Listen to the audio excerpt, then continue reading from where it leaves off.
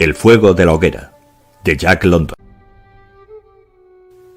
Acababa de amanecer un día gris y frío, enormemente gris y frío, cuando el hombre abandonó la ruta principal del Yukón y trepó el alto terraplén por donde un sendero apenas visible y escasamente transitado se abría hacia el este entre bosques de gruesos abetos. La ladera era muy pronunciada, y el hombre se detuvo a cobrar aliento, esculpándose el descanso con el pretexto de consultar su reloj. Eran las 9 en punto. No se veía el sol ni se vislumbraba siquiera su destello, aunque no había en el cielo ni una sola nube. Era un día despejado, y sin embargo cubría la superficie de las cosas una especie de manto intangible, una melancolía sutil que oscurecía el ambiente y que se debía a la ausencia de sol. El hecho no le preocupó. Estaba acostumbrado a la ausencia de sol. Habían pasado ya muchos días desde que lo viera por última vez y sabía que habían de pasar unos cuantos más antes de que su esfera alentadora, en su camino hacia el sur, asomara fugazmente por el horizonte para ocultarse inmediatamente a la vista. Echó una mirada atrás, al camino que había recorrido. El Yukón, de 1,5 kilómetros de anchura, yacía oculto bajo una capa de 1 metro de hielo sobre la que se había acumulado otro metro de nieve. Era un manto de un blanco inmaculado que formaba suaves ondulaciones donde el hielo se había acumulado. Hacia el norte y hacia el sur, hasta donde alcanzaba su vista, se extendía la blancura ininterrumpida, a excepción de una fina línea oscura que, partiendo de una isla cubierta de abetos, se curvaba y retorcía en dirección al sur y se curvaba y retorcía de nuevo en dirección al norte, donde desaparecía tras otra isla igualmente cubierta de abetos. Esa fina línea oscura era el camino, la ruta principal, que conducía hacia el sur a lo largo de 800 kilómetros hasta el paso de Chilkoot, Daya y el Agua Salada, y hacia el norte a lo largo de 100 kilómetros hasta Dawson, a lo largo de 1.500 kilómetros hasta Nulato y a lo largo de 2.500 kilómetros más hasta St. Michael, a orillas del mar de Bering. Pero todo aquello, la línea fina, misteriosa y prolongada, la ausencia del sol en el cielo, el tremendo frío y lo extraño y sombrío de todo aquello, no le producía al hombre ninguna impresión. No es que estuviera muy acostumbrado a ello. Era un recién llegado a esas tierras, un chíchaco, y aquel era su primer invierno. Lo que le pasaba es que carecía de imaginación. Era rápido y agudo para las cosas de la vida, pero solo para las cosas, y no para calar en el significado de las cosas. 45 grados bajo cero significaban 45 grados bajo el punto de congelación. El hecho se traducía en un frío incómodo y desagradable, y eso era todo. No le inducía a meditar sobre su fragilidad como criatura afectada por la temperatura, ni sobre la fragilidad del hombre en general, capaz solo de vivir dentro de unos límites restringidos de frío y de calor. Ni le llevaba tampoco a perderse en conjeturas acerca de la inmortalidad o del lugar que ocupa el ser humano en el universo. 45 grados bajo cero significaban para él la quemadura del hielo que provocaba dolor y de la que había que protegerse por medio de manoplas, orejeras, mocasines y calcetines gruesos. 45 grados bajo cero se reducían para él a 45 grados bajo cero. Que pudieran significar algo más era una idea que nunca había hallado cabida en su mente. Al volverse para continuar su camino, escupió meditabundo en el suelo. Un chasquido seco, semejante a un estallido, le sobresaltó. Escupió de nuevo, y de nuevo chasqueó la saliva en el aire antes de que pudiera llegar al suelo. Él sabía que a 45 grados bajo cero la saliva produce un chasquido sobre la nieve, pero en este caso lo había producido en el aire. Indudablemente la temperatura era aún más baja. Cuanto más baja lo ignoraba, pero no importaba. Se dirigía al campamento del ramal izquierdo del arroyo Henderson, donde le esperaban sus compañeros. Ellos habían llegado allí desde la región del arroyo Indio, atravesando la línea divisoria, mientras que él iba dando un rodeo para estudiar la posibilidad de extraer madera de las islas del Yukón la próxima primavera. Llegaría al campamento a las 6 en punto. Para entonces ya habría oscurecido, era cierto, pero los muchachos se hallarían allí. Habrían encendido una hoguera y le aguardaría una cena caliente. En cuanto al almuerzo, apretó la mano contra el bulto que sobresalía bajo la chaqueta. Lo llevaba bajo la camisa, envuelto en un pañuelo, en contacto con la piel desnuda. Aquel era el único modo de evitar que los panecillos se congelaran.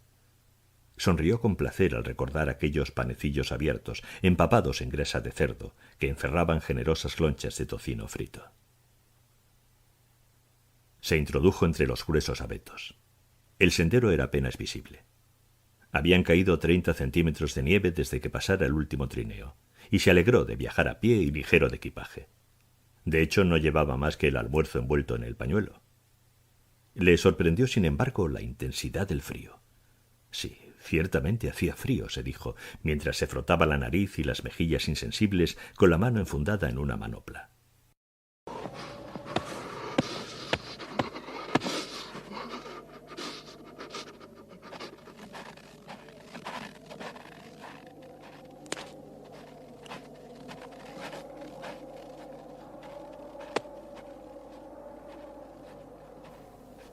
Era un hombre velludo, pero el vello de la cara no le protegía de las bajas temperaturas, ni sus altos pómulos, ni su nariz ávida que se hundía agresiva en el aire helado. Pegado a sus talones trotaba un perro esquimal, el característico perro lobo de color gris que no presentaba ninguna diferencia, ni visible ni de temperamento, con respecto a su hermano, el lobo salvaje. El animal estaba abrumado por el tremendo frío. Sabía que aquel no era día para viajar. Su instinto le decía a él más que el raciocinio al hombre a quien acompañaba. En realidad la temperatura no era de 45 grados bajo cero, ni siquiera de poco menos de 45 grados. Era de menos de 50 grados bajo cero, de menos de 55 grados bajo cero. Era de 60 grados bajo cero, lo cual significaba 60 grados bajo el punto de congelación. El perro no sabía nada de termómetros. Posiblemente su cerebro no tenía siquiera una conciencia clara del intenso frío como la tenía el cerebro del hombre. Pero el animal tenía instinto. Experimentaba un temor vago y amenazador que le subyugaba, que le hacía arrastrarse pegado a los talones del hombre y que le inducía a cuestionarse todo movimiento inusitado de éste, como esperando que llegara al campamento o que buscara refugio en algún lugar y encendiera una hoguera. El perro había aprendido lo que era el fuego y lo deseaba. Y si no el fuego, al menos hundirse bajo la nieve y acurrucarse a su propio calor lejos del aire. La humedad helada de su respiración cubría su pelo de una fina escarcha, especialmente allí donde el morro, los bigotes y las pestañas blanqueaban debido al aliento cristalizado. La barba rojiza y los bigotes del hombre estaban igualmente helados, pero de un modo más sólido. En él la escarcha se había convertido en hielo y aumentaba con cada exhalación húmeda y caliente. El hombre mascaba tabaco, y aquella mordaza de hielo mantenía sus labios tan rígidos que cuando escupía el jugo no podía limpiarse la barbilla. El resultado era que una barba de cristal, del color y la solidez del ámbar, aumentaba la longitud de su mentón. Si el hombre cayera al suelo, esa barba se rompería como el cristal, en pequeños fragmentos. Pero a él no parecía importarle aquel apéndice de su persona. Era el castigo que los aficionados a mascar tabaco habían de sufrir en esas regiones. Y él no lo ignoraba, pues había salido ya 2 veces en días en que el frío era intenso. No tanto como ahora, eso lo sabía, pero el termómetro de 60 Miles había marcado en esas 2 ocasiones 45 y 48 grados bajo cero. Anduvo varios kilómetros entre los abetos. Cruzó una ancha llanura cubierta de matorrales achaparrados y descendió en terraplén hasta llegar al cauce helado de un riachuelo. Aquel era el arroyo Henderson. Sabía que se hallaba a 16 kilómetros de la bifurcación. Miró la hora. Eran las 10. Recorría unos 6 kilómetros por hora y calculó que llegaría a ese punto a las 12:30. Y decidió que al llegar celebraría el acontecimiento almorzando allí mismo. Cuando el hombre reanudó su camino con paso inseguro, siguiendo el cauce del río, el perro se pegó de nuevo a sus talones, mostrando su desilusión con la caída del rabo entre las piernas. La vieja ruta era claramente visible, pero unos 30 centímetros de nieve cubrían las huellas del último trineo. Ni un solo ser humano había recorrido en más de un mes el cauce de aquel arroyo silencioso. El hombre siguió adelante a marcha regular. No era muy dado a la meditación, y en aquel momento no tenía nada en qué pensar, excepto que comería en la bifurcación y que a las 6 de la tarde estaría en el campamento con los compañeros. No tenía nadie con quien hablar, y aunque lo hubiera tenido, le habría sido imposible hacerlo, debido a la mordaza que le inmovilizaba la boca. Así que siguió monótonamente adelante, mascando tabaco y alargando poco a poco su barba de ámbar. De vez en cuando se reiteraba en su mente la idea de que hacía mucho frío y que nunca había experimentado temperaturas semejantes. Conforme avanzaba en su camino, se frotaba los pómulos y la nariz con el dorso de una mano enfundada en una manopla. Lo hacía automáticamente, alternando la derecha con la izquierda. Pero por mucho que se frotara, en el instante en que dejaba de hacerlo, los pómulos se le entumecían, y al segundo siguiente la nariz se le quedaba insensible. Estaba seguro de que tenía heladas las mejillas. Lo sabía, y lamentaba no haberse ingeniado un antifaz como el que llevaba Bud en días de mucho frío y que le protegía casi toda la cara. Pero al fin y al cabo tampoco era para tanto. ¿Qué importancia tenían unas mejillas entumecidas? Era un poco doloroso, cierto, pero nada verdaderamente serio.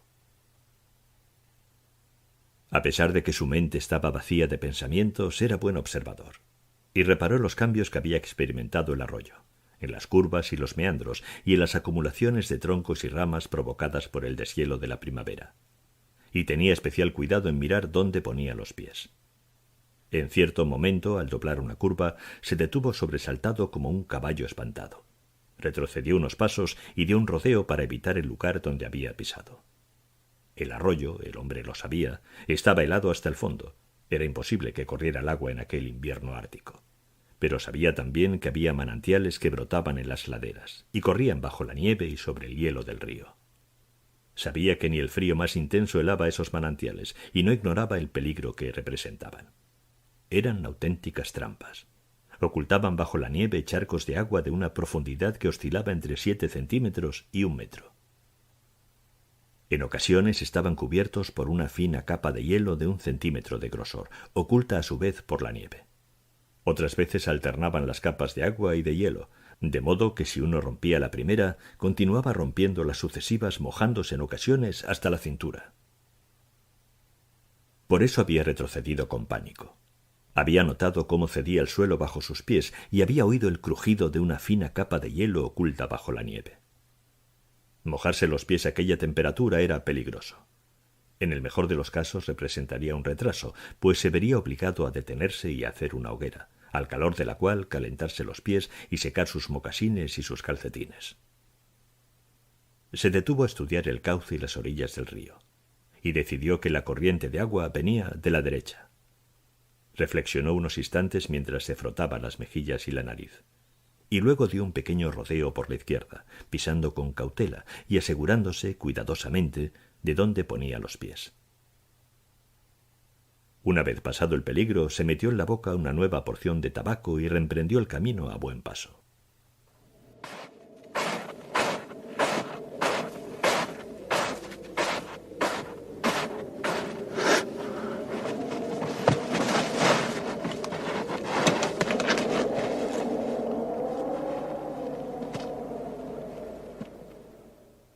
En el curso de las 2 horas siguientes tropezó con varias trampas semejantes.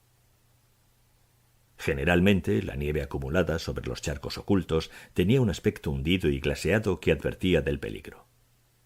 En una ocasión, sin embargo, estuvo a punto de sucumbir, pero la sospecha le detuvo a tiempo y trató de obligar al perro a que caminara ante él. El perro no quiso adelantarse. Se resistió hasta que el hombre le empujó y sólo entonces se adentró apresuradamente en la superficie blanca y lisa. De pronto el suelo se hundió bajo sus patas. El perro se hizo a un lado con dificultad y buscó un terreno más seguro. Se había mojado las patas delanteras y casi inmediatamente el agua adherida a ellas se había convertido en hielo. Sin perder un segundo se aplicó a lamérselas y luego se tendió en el suelo y comenzó a arrancar a mordiscos el hielo que se había formado entre los dedos. Así se lo dictaba su instinto. Permitir que el hielo continuara allí acumulado significaba dolor. Él no lo sabía. Simplemente obedecía a un impulso misterioso que surgía de las criptas más profundas de su ser. Pero el hombre sí lo sabía, porque su juicio le había ayudado a comprenderlo, y por eso se quitó la manopla de la mano derecha y ayudó al perro a quitarse las partículas de hielo. Se asombró al darse cuenta de que no había dejado los dedos al descubierto más de 1 minuto y ya los tenía entumecidos. Ciertamente hacía frío. Se volvió a enfundar la manopla a toda prisa y se golpeó la mano salvajemente contra el pecho.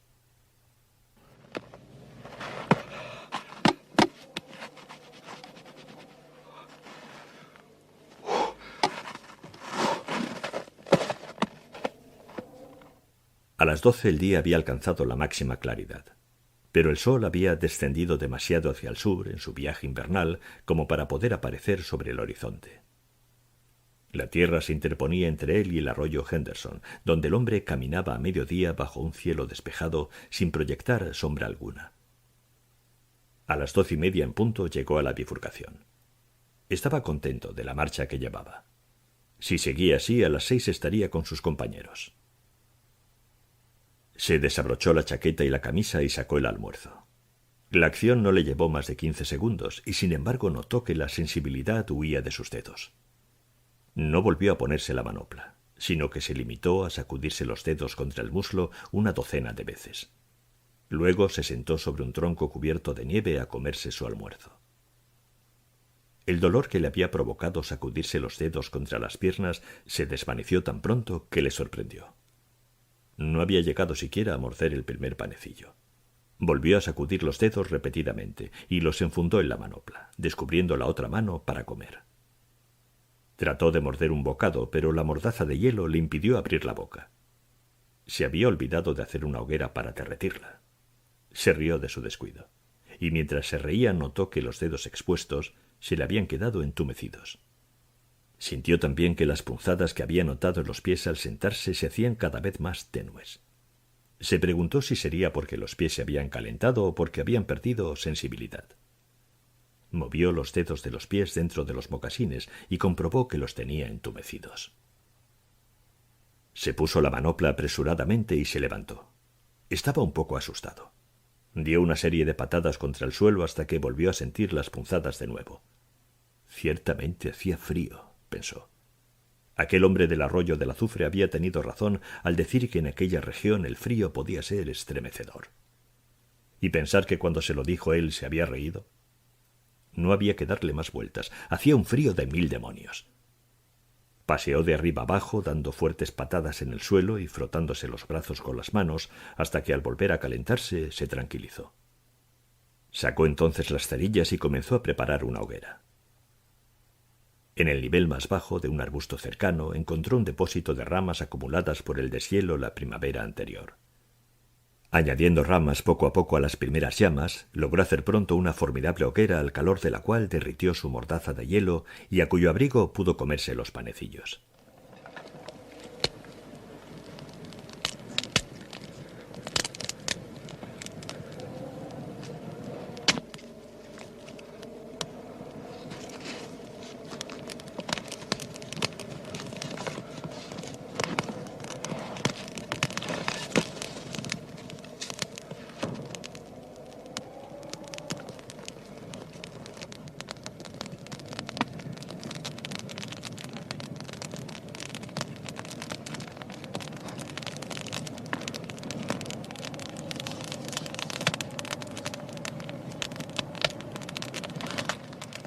De momento había logrado vencer al frío del exterior. El perro se solazó al fuego y se tendió sobre la nieve a la distancia precisa para poder calentarse sin peligro de chamuscarse. Cuando el hombre terminó de comer, llenó su pipa y la fumó sin apresurarse. Luego se puso las manoplas, se ajustó firmemente las orejeras y comenzó a caminar siguiendo el ramal izquierdo del arroyo. El perro, desilusionado, se resistía a abandonar el fuego. Aquel hombre no sabía lo que era el frío. Probablemente sus antepasados habían ignorado lo que era el frío, el auténtico frío, el que llega a los 77 grados bajo cero. Pero el perro sí lo sabía. Sus antepasados lo sabían y él había heredado ese conocimiento. Sabía que no era bueno ni sensato echarse al camino con aquel frío salvaje. Con ese tiempo, lo mejor era acurrucarse en un agujero en la nieve y esperar a que una cortina de nubes ocultara el rostro del espacio exterior de donde procedía el frío. Pero por otra parte, entre el hombre y el perro no había una auténtica compenetración. El uno era esclavo del otro, y las únicas caricias que había recibido eran las del látigo y los sonidos guturales, sordos y amenazadores que las precedían. Por eso el perro no hizo el menor esfuerzo por comunicar al hombre su temor. Su suerte no le preocupaba. Si deseaba volver junto a la hoguera era exclusivamente por sí mismo. Pero el hombre silbó y le habló con el sonido del látigo, y el perro dio la vuelta tras sus talones y le siguió. El hombre se metió en la boca una nueva porción de tabaco y dio comienzo a otra barba de ámbar. Pronto su aliento húmedo le cubrió de un polvo blanco el bigote, las cejas y las pestañas. No había muchos manantiales en el ramal izquierdo del Henderson, y durante media hora no vio señales de ninguno. Pero de pronto sucedió. En un lugar donde nada advertía del peligro, donde la blanda blancura ininterrumpida de la nieve parecía ocultar una superficie sólida, el hombre se hundió.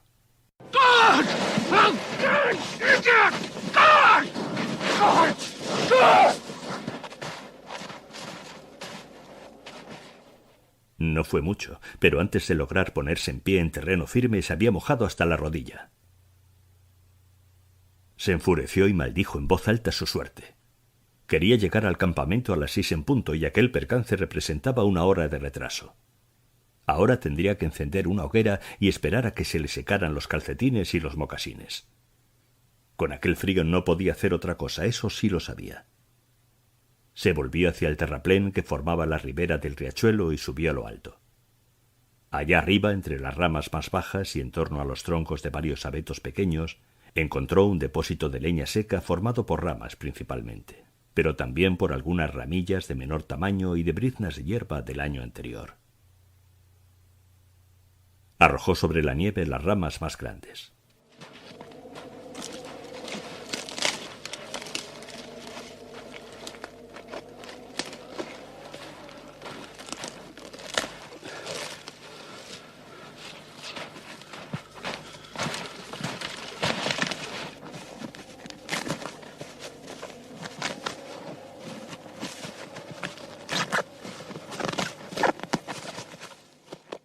Estas servirían de base para la hoguera e impedirían que se derritiera la nieve y se hundiera en ella la llama que logró obtener arrimando una cerilla a un trozo de corteza de abedul que sacó de su bolsillo.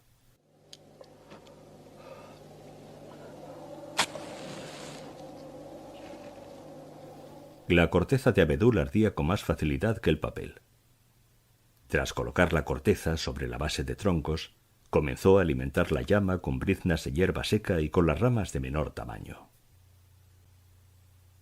Trabajó lentamente y con cautela, sabedor del peligro que corría. Poco a poco, conforme la llama se fortalecía, fue aumentando el tamaño de las ramas con que la alimentaba. Estaba en cuclillas sobre la nieve y sacaba ramitas de entre la broza para aplicarlas directamente al fuego. Sabía que no podía permitirse fallar. A 60 grados bajo cero y con los pies mojados, un hombre no puede fracasar en el primer intento de hacer una hoguera. Con los pies secos, si falla, siempre puede correr cerca de 1 kilómetro para restablecer la circulación de la sangre. Pero a 60 grados bajo cero es totalmente imposible hacer circular la sangre por unos pies helados y empapados. Cuanto más se corre, más se hielan los pies mojados. Todo esto el hombre lo sabía. El veterano del arroyo del azufre se lo había dicho el otoño anterior, y ahora le agradecía la advertencia. Ya no sentía los pies. Para hacer la hoguera había tenido que quitarse las manoplas y los dedos se le habían entumecido también. Al andar a razón de 6 kilómetros por hora había mantenido bien regadas de sangre la superficie de su cuerpo y las extremidades. Pero en el instante en que se había detenido, su corazón había aminorado la marcha. El frío castigaba sin piedad aquel extremo inerme de la tierra, y el hombre, por hallarse en aquel lugar, era víctima del castigo en todo su rigor. La sangre de su cuerpo retrocedía ante aquella temperatura extrema. La sangre estaba viva, como el perro, y como el perro quería ocultarse y ponerse al abrigo de aquel frío implacable.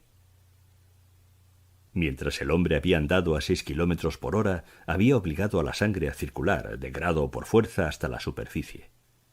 Pero ahora ésta se retraía y se hundía en los recovecos más profundos de su cuerpo. Las extremidades fueron las primeras que notaron su ausencia. Los pies mojados se helaron primero, mientras que los dedos expuestos a la intemperie perdieron sensibilidad, aunque todavía no habían empezado a congelarse. La nariz y las mejillas estaban entumecidas y la piel del cuerpo se enfriaba conforme la sangre se retiraba. Pero estaba a salvo. El hielo solo le afectaría a los dedos de los pies, a la nariz y a las mejillas, porque el fuego comenzaba ya a cobrar fuerza. Lo alimentaba ahora con ramas del grueso de un dedo. Un minuto más y podría arrojar a él troncos del grosor de su muñeca. Entonces podría quitarse los mocasines y los calcetines, y mientras se secaban acercaría a las llamas los pies desnudos, no sin antes frotarlos naturalmente con nieve. La hoguera era un completo éxito. Estaba salvado. Recordó el consejo del veterano del arroyo del azufre y sonrió. El anciano había enunciado con toda seriedad la ley según la cual, por debajo de 45 grados bajo cero, ningún hombre debe viajar solo por la región del Klondike. Pues bien, allí estaba él. Había sufrido el temido accidente. Iba solo. Y sin embargo, se había salvado. Aquellos veteranos, pensó, eran como mujeres, al menos algunos de ellos. Mientras no se perdiera la cabeza, no había nada que temer. Un hombre de verdad podía viajar solo. Aún así era asombrosa la velocidad a la que se le helaban la nariz y las mejillas. Y nunca había sospechado que los dedos pudieran quedar sin vida en tan poco tiempo. Y sin vida se hallaban los suyos, porque apenas podía unirlos para coger una rama, y los sentía lejos, muy lejos de él y de su cuerpo. Cuando tocaba una rama tenía que asegurarse con la mirada de que la había cogido. Entre él y las puntas de sus dedos no había apenas conexión. Pero todo aquello no importaba gran cosa. Allí estaba la hoguera crepitando y chisporroteando y prometiendo vida con cada llama retozona.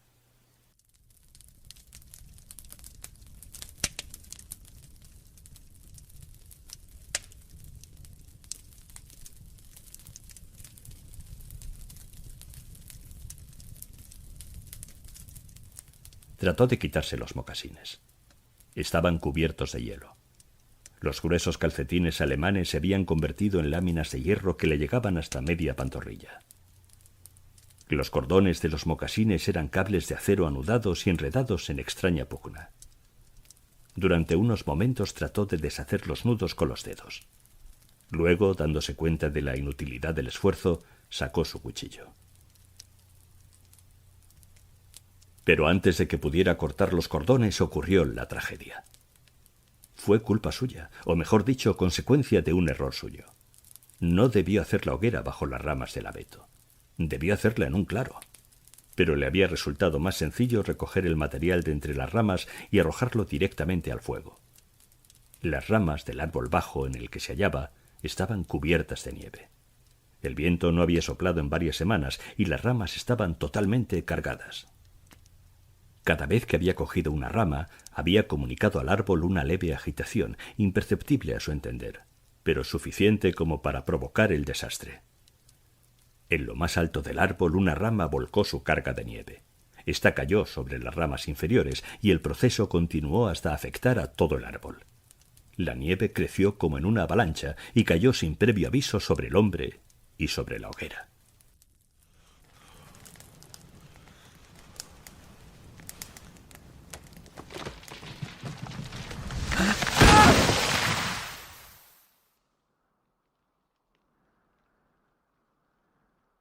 El fuego se apagó. Donde momentos antes había ardido no quedaba más que un desordenado montón de nieve fresca. El hombre quedó estupefacto. Fue como si hubiera oído su sentencia de muerte. Durante unos instantes se quedó sentado mirando hacia el lugar donde segundos antes ardiera un fuego. Después se tranquilizó. Quizá el veterano del arroyo del azufre había tenido razón. Si tuviera un compañero de viaje ahora no correría peligro. Su compañero podía haber encendido el fuego. Pero de este modo solo él podía encender otra hoguera, y esta segunda vez sí que no podía fracasar. Aun si lo lograba, lo más seguro es que perdiera parte de los dedos de los pies. Ya debía de tenerlos congelados, y aún tardaría en encender otro fuego. Estos fueron sus pensamientos, pero no se sentó a meditar sobre ellos. Mientras pasaban por su mente no dejó de afanarse en su tarea. Hizo una nueva base para la hoguera, esta vez en campo abierto, donde ningún árbol traidor pudiera sofocarla. Luego reunió un haz de ramillas y hierbas secas acumuladas por el deshielo. No podía cogerlas con los dedos, pero sí podía levantarlas con ambas manos, en montón. De esta forma cogía muchas ramas podridas y un musgo verde que podría perjudicar al fuego, pero no podía hacerlo mejor.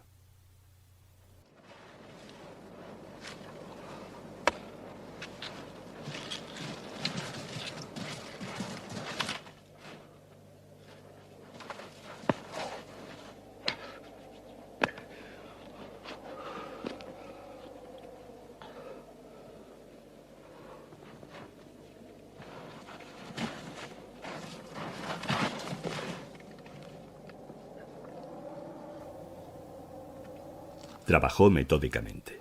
Incluso reunió un montón de ramas más gruesas para utilizarlas como combustible una vez que el fuego hubiera cobrado fuerza.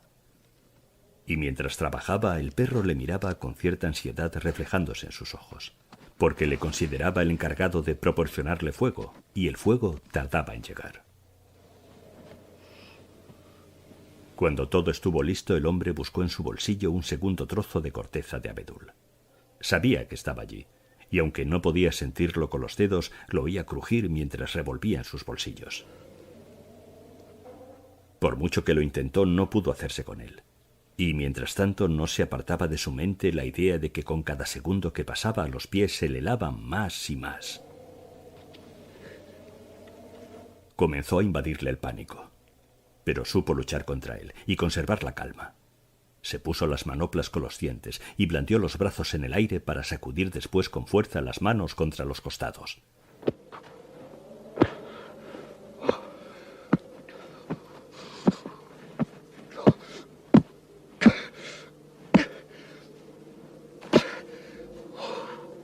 Lo hizo primero sentado y luego de pie, mientras el perro le contemplaba sentado sobre la nieve con su cola de lobo enroscada en torno a las patas para calentarlas y las agudas orejas lupinas proyectadas hacia el frente.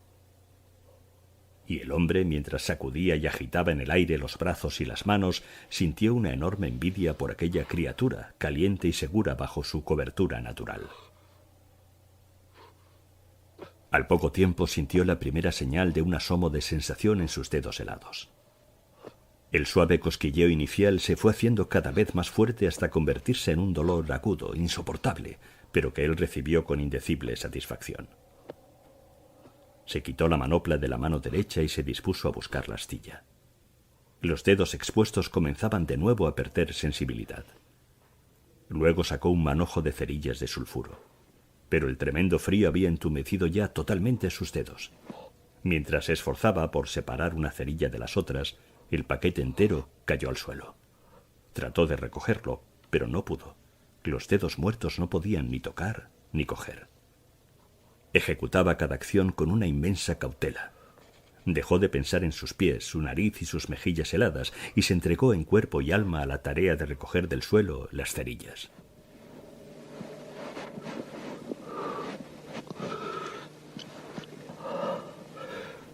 Decidió utilizar la vista en lugar del tacto, y en el momento en que vio dos de sus dedos debidamente colocados uno a cada lado del paquete, los cerró.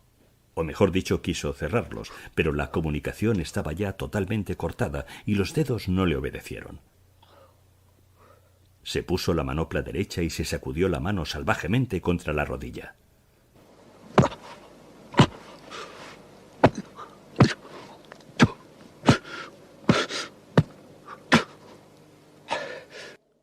Luego, utilizando ambas manos, recogió el paquete de cerillas entre un puñado de nieve y se lo colocó en el regazo. Pero con eso no había conseguido nada. Tras una larga manipulación, logró aprisionar el paquete entre las dos manos enguantadas. De esta manera lo levantó hasta su boca. El hielo que sellaba sus labios crujió cuando con un enorme esfuerzo consiguió separarlos. Contrajo la mandíbula, elevó el labio superior y trató de separar una cerilla con los dientes. Al fin lo logró y la dejó caer sobre las rodillas. Seguía sin conseguir nada. No podía recogerla. Al fin se le ocurrió una idea. La levantó entre los dientes y la frotó contra el muslo.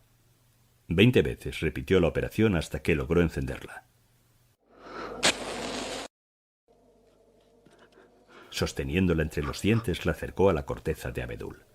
Pero el vapor de azufre le llegó a los pulmones, causándole una tos espasmódica.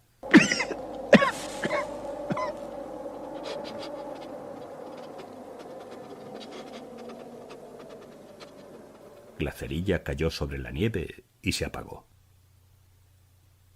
El veterano del arroyo del azufre tenía razón, pensó el hombre en el momento de resignada desesperación que siguió al incidente. A menos de 45 grados bajo cero se debe viajar siempre con un compañero. Dio unas cuantas palmadas, pero no despertó en las manos la menor sensación. De pronto se quitó las manoplas con los dientes y cogió el paquete entero de fósforos con la base de las manos. Como aún no tenía helados los músculos de los brazos, pudo ejercer presión sobre el paquete. Luego frotó los fósforos contra la pierna. De pronto estalló la llama. 70 fósforos de azufre ardiendo al mismo tiempo. No soplaba ni la brisa más ligera que pudiera apagarlos. Ladeó la cabeza para escapar a los vapores y aplicó la llama a la corteza de abedul. Mientras lo hacía, notó una extraña sensación en la mano. Su carne se quemaba. A su olfato llegó el olor, y allá dentro, bajo la superficie, lo sintió.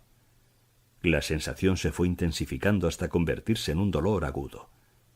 Y aún así lo soportó, manteniendo torpemente la llama contra la corteza que no se encendía, porque sus manos ardientes se interponían, absorbiendo la mayor parte del fuego. Al fin, cuando no pudo aguantar más, abrió las manos de golpe. Los fósforos cayeron chisporroteando sobre la nieve, pero la corteza de abedul estaba encendida. Comenzó a acumular sobre la llama briznas de hierbas secas y las ramas más pequeñas. No podía seleccionar porque la única forma de transportar el combustible era utilizando la base de las manos. A las ramas iban adheridos fragmentos de madera podrida y de un musgo verde que arrancaba como podía con los dientes. Cuidó la llama con mimo y con torpeza. Esa llama significaba la vida y no podía perecer.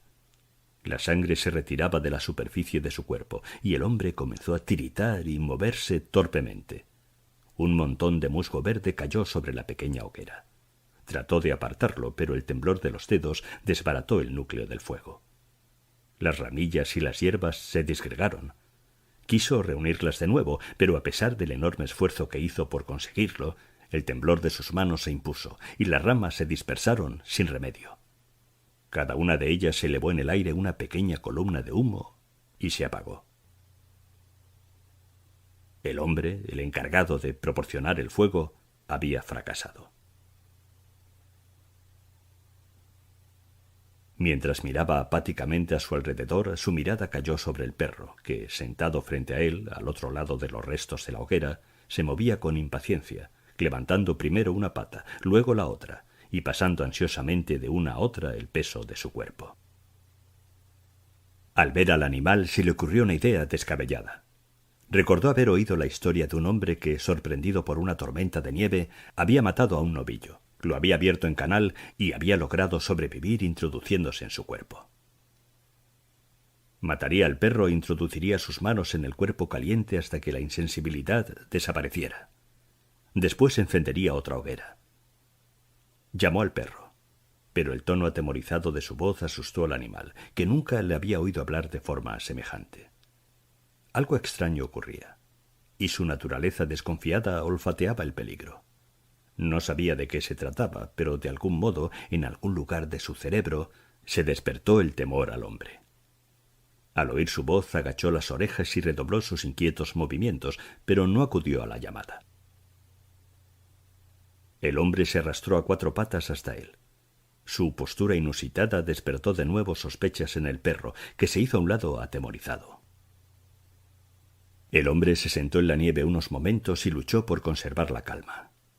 Luego se puso las manoplas con los dientes y se levantó.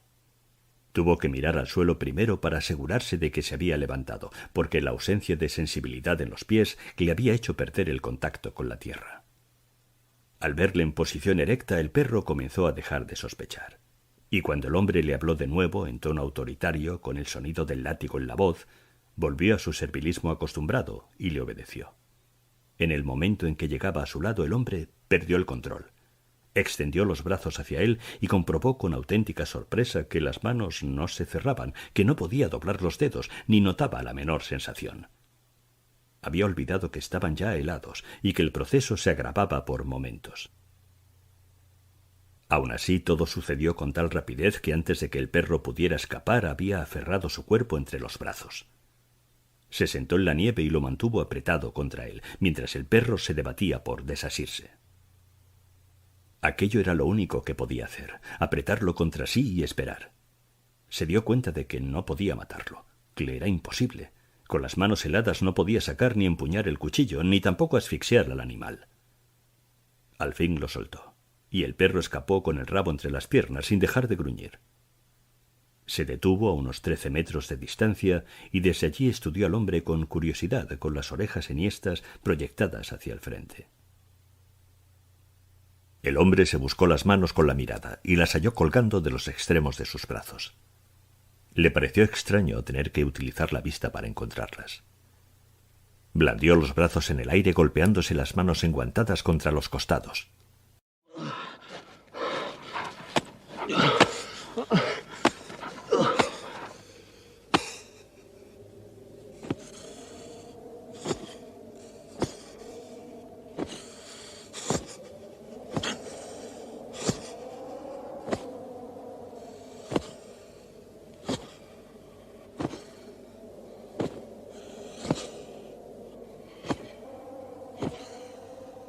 Los agitó violentamente durante 5 minutos, y de este modo logró que el corazón lanzara a la superficie de su cuerpo la sangre suficiente para que él dejara de tiritar. Pero seguía sin sentir las manos. Tenía la impresión de que le colgaban como peso muerto al final de los brazos, pero cuando quería localizar esa impresión, no la encontraba. Cierto miedo a la muerte, sordo y opresivo, le invadió. El temor se agudizó cuando cayó en la cuenta de que ya no se trataba de perder unos cuantos dedos de las manos y los pies, o de perder las manos y los pies, sino que ahora se trataba de un asunto de vida o muerte, en el que llevaba todas las de perder. La idea le produjo pánico. Se volvió y echó a correr sobre el cauce helado del arroyo siguiendo la vieja ruta ya casi invisible.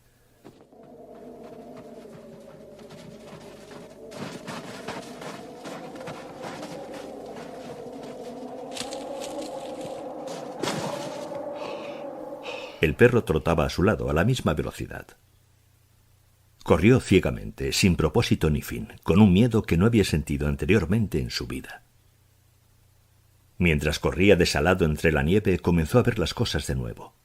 Las riberas del arroyo, los depósitos de ramas, los álamos desnudos, el cielo. Correr le hizo sentirse mejor. Ya no tiritaba. Era posible que si seguía corriendo los pies se le descongelaran. Incluso si corría lo suficiente, quizá pudiera llegar hasta el campamento. Indudablemente perdería varios dedos de las manos y los pies y parte de la cara, pero sus compañeros se encargarían de cuidarle y salvarían el resto. Pero al mismo tiempo otro pensamiento le decía que nunca llegaría al campamento, que se hallaba demasiado lejos, que el hielo se había adueñado de él y pronto sería un cuerpo rígido y muerto. Confinó esa idea a los lugares más recónditos de su mente, desde donde siguió pugnando por hacerse oír mientras el hombre se esforzaba por pensar en otra cosa. Le extrañó poder correr con los pies tan helados que ni los sentía cuando los ponía en el suelo y cargaba sobre ellos el peso de su cuerpo. Le parecía deslizarse sobre la superficie sin tocar siquiera la tierra.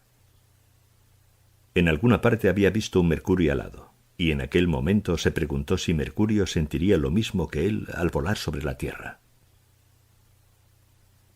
Su teoría acerca de correr hasta llegar al campamento tenía un solo fallo.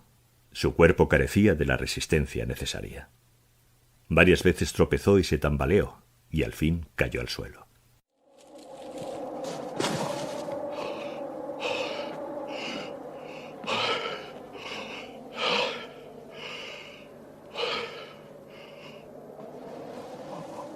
Cuando trató de incorporarse, no pudo hacerlo. Decidió sentarse y descansar. Cuando lograra poder levantarse, andaría en vez de correr, y de este modo llegaría a su destino. Mientras esperaba recuperar el aliento, notó que le invadía una sensación de calor y bienestar. Ya no tiritaba, y hasta le pareció sentir en el pecho una especie de calorcillo agradable.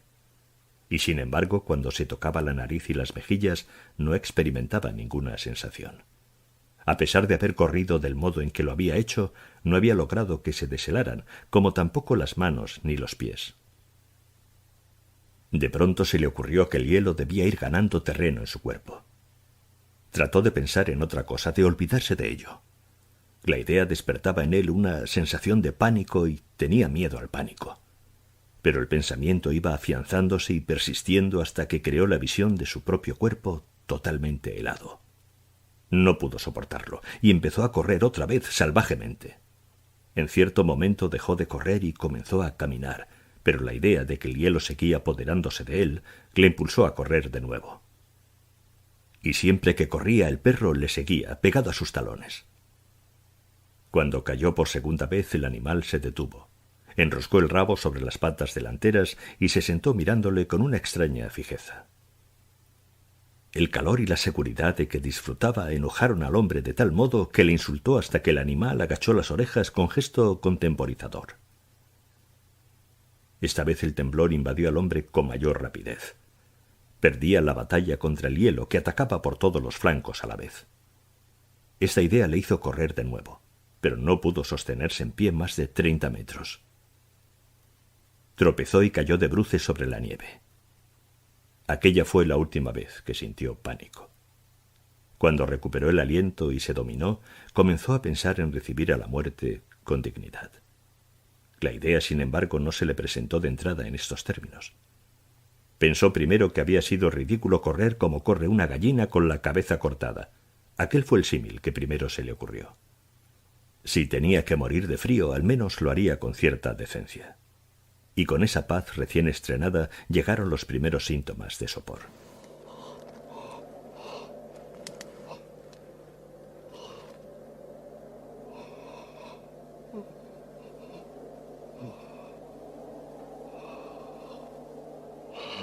Qué buena idea, pensó, morir durante el sueño. Como anestesiado. Morir congelado no es tan terrible como la gente creía. Había peores formas de perder la vida. Se imaginó el momento en que los compañeros le encontrarían al día siguiente. De pronto se vio avanzando junto a ellos en busca de su propio cuerpo. Surgía con sus compañeros de una revuelta del camino y hallaba su cadáver sobre la nieve. Ya no era parte de sí mismo, porque había escapado de su cuerpo, y, junto con ellos, se miraba muerto sobre el hielo. Sí, ciertamente hacía frío, pensó. Cuando volviera a los Estados Unidos, les contaría a todos lo que era aquello. Recordó luego al anciano del arroyo del azufre. Le veía claramente con los ojos de la imaginación, cómodo, abrigado, mientras fumaba su pipa. Tenías razón, viejo zorro, tenías razón, dijo entre dientes el hombre al veterano del arroyo del azufre. Y después se hundió en lo que le pareció el sueño más tranquilo y placentero que había disfrutado jamás. Sentado frente a él esperaba el perro. El breve día llegó a su fin con un crepúsculo lento y prolongado. Nada indicaba que se preparara una hoguera, y nunca había visto el perro sentarse un hombre así sobre la nieve sin aplicarse antes a la tarea de encender un fuego.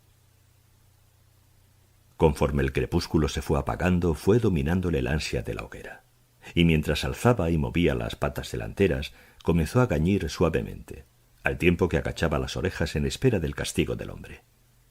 Pero el hombre permaneció en silencio. Más tarde el perro se quejó más fuerte, y más tarde aún se acercó al hombre hasta que olfateó la muerte. Se irguió de un salto y retrocedió. Así permaneció, aullando bajo las estrellas que brincaban, bailaban y brillaban en el cielo gélido.